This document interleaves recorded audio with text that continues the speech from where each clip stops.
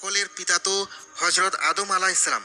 অতঃপর সবাই তার কাছে গিয়ে আর্জ করবে, হে আদম, আপনি আবুল বাশার, মানব জাতির পিতা।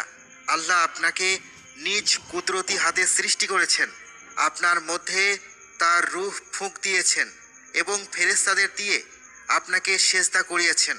আপনি কি আমাদের রবের কাছে আমাদের জন্য সুপারিশ করবেন না? দেখুন আমরা কি ভীষণ বিপদে আছি।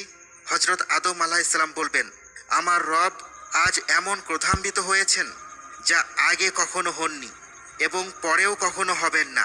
তিনি আমাকে একটি গাছের ফল খেতে নিষেধ করেছিলেন, কিন্তু আমি সেই আদেশ পালনে ভুল করেছিলাম। আজ আমি নিজের নফসের চিন্তায় আছি।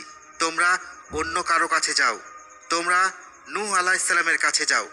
এরপর লোকেরা হযরত নূহ আলাইহিস সালামের কাছে গিয়ে একই অনুরোধ করবে। তিনি বলবেন, আজ আমার রব ভীষণ ক্রোধান্বিত, আমি নিজের নফসের চিন্তায় আছি, তোমরা অন্য কারো কাছে যাও।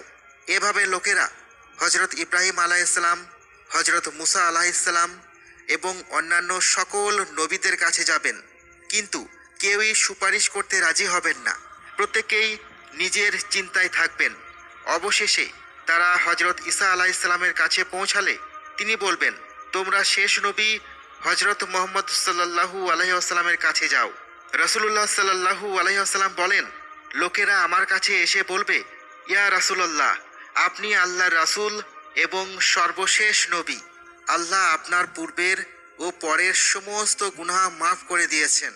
আপনি আপনার রবের কাছে আমাদের জন্য সুপারিশ করুন। আপনি কি দেখছেন না আমরা কি ভয়াবহ অবস্থায় পৌঁছে গেছি? নবীজি সাল্লাল্লাহু আলাইহি ওয়াসাল্লাম বলেন, তখন আমি সামনে এগিয়ে আরশের নিচে পৌঁছে আমার রবের উদ্দেশ্যে সিজদায় পড়ে যাব। তখন আল্লাহ তাআলা আমার ওপর তার প্রশংসা এবং গুণগান বর্ণনায় এমন সব বাক্য খুলে দেবেন যা আমার আগে আর কারো জন্য খুলেননি।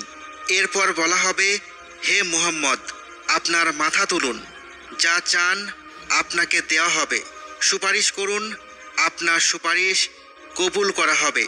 তারপর আল্লাহ তাআলা হিসাব নিকাশ শুরু করবেন।